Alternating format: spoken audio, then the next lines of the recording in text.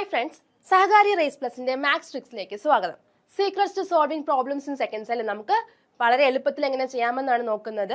നമ്മൾ ഇന്നൊരു PYQ ആണ് നോക്കുന്നത്. റീസെന്റ് ആയിട്ട് ചോദിച്ചൊരു PYQ ആണ് കേട്ടോ. 38/2026 ചോദിച്ചൊരു ക്വസ്റ്റൻ ആണ്.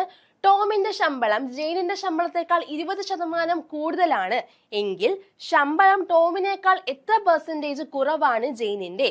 ഇങ്ങനെയാണ് ക്വസ്റ്റ്യൻ ചോദിക്കുന്നുവെങ്കിൽ, അതായത് ആദ്യം ഒരാളുടേത് കൂടുതലാണ്, രണ്ടാമത്തെ ആളുടേത് ഇനി എത്ര കുറവാണ് എന്ന് ഇങ്ങനെയാണ് ചോദിക്കുന്നതെങ്കിൽ ചെയ്യാൻ വളരെ ഈസിയാണ്.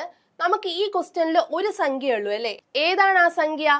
20% ആ 20% ഏതാണ്? ആദ്യം എഴുതുക. എന്താണ്? തന്നിരിക്കുന്ന ക്വസ്റ്റ്യനിൽ ഒരു സംഖ്യ ഉണ്ടാവാറുള്ളൂ, ആ സംഖ്യ ആദ്യം എഴുതുക. ബൈ ആ സംഖ്യയോടൊപ്പം 100 കൂട്ടി എഴുതുക. ആ സംഖ്യയോടൊപ്പം 100 കൂട്ടി എഴുതുക ഇൻറ്റു 100. അപ്പൊ എന്ത് കിട്ടും? 20/120 ഇൻറ്റു 100 എന്ന് കിട്ടും അല്ലേ? അപ്പോ ക്യാൻസൽ ചെയ്ത് പോകും. ഇത് 6 ആണ്, അതായത് 100/6 ആണ്. ചെയ്ത് വരുമ്പോൾ 50/3. ഡിവൈഡ് ചെയ്ത മിക്സഡ് ഫ്രാക്ഷൻ ആവുമ്പോൾ എന്ത് കിട്ടും? 16/2/3 കിട്ടും കേട്ടോ. 16/2/3 കിട്ടും. അപ്പൊ എന്താണ്? ഇങ്ങനെ ആദ്യത്തെ ഒരാളുടെ കൂടുതലാണ് എങ്കിൽ രണ്ടാമത്തെ ആളുടെ എത്ര കുറവാണെന്ന് ചോദ്യം ചോദിച്ചാൽ ആ തന്നിരിക്കുന്ന സംഖ്യ എഴുതുക, ഭാഗം 100നോട് ആ സംഖ്യ കൂട്ടുക, ഇൻറ്റു 100 ചെയ്താൽ നമ്മുടെ ആൻസർ കിട്ടും. ഇതിന്റെ ഓപ്ഷൻ ബി 16/2/3 ആണ് കേട്ടോ ആൻസർ. എന്താ അടുത്ത ചോദ്യം നോക്കാം. എന്താണ്? എയുടെ വരുമാനം ബിയുടേതിനേക്കാൾ 25% കൂടുതലാണ് എങ്കിൽ ബിയുടെ വരുമാനം എയുടേതിനേക്കാൾ എത്ര ശതമാനം കുറവാണ്? Option A 15%, B 20, C 25, D 30. അപ്പൊ ഇങ്ങനെ ചോദ്യം വരുന്നെങ്കിൽ നമുക്ക് അറിയാമല്ലോ എന്ത് ചെയ്യുക. ക്വസ്റ്റ്യൻ തന്നേക്കുന്ന 25% അല്ലേ? അപ്പോൾ ആ 25 ആദ്യം എഴുതുക, ഭാഗം മറക്കരുത്.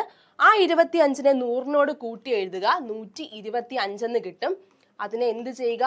100നോടൊപ്പം ഗുണിക്കുക അല്ലേ? നമുക്കിതിന്റെ എന്ത് കിട്ടും? 5 കൊണ്ട് ഡിവൈഡ് ചെയ്യാം. 5 കൊണ്ട് ഡിവൈഡ് ചെയ്യുമ്പോൾ 5 കിട്ടും. ഇത് എത്ര കിട്ടും?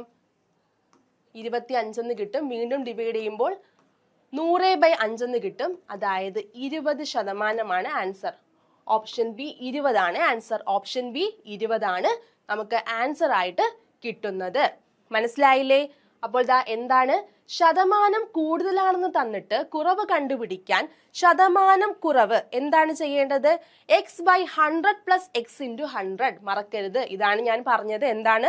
തന്നിരിക്കുന്ന സംഖ്യ എഴുതുക, ഭാഗം അതിനെ വീണ്ടും 100നോട് കൂട്ടി എഴുതുക, ഇൻറ്റു 100 ചെയ്താൽ നമുക്ക് ആൻസർ കിട്ടും. മനസ്സിലായില്ലേ?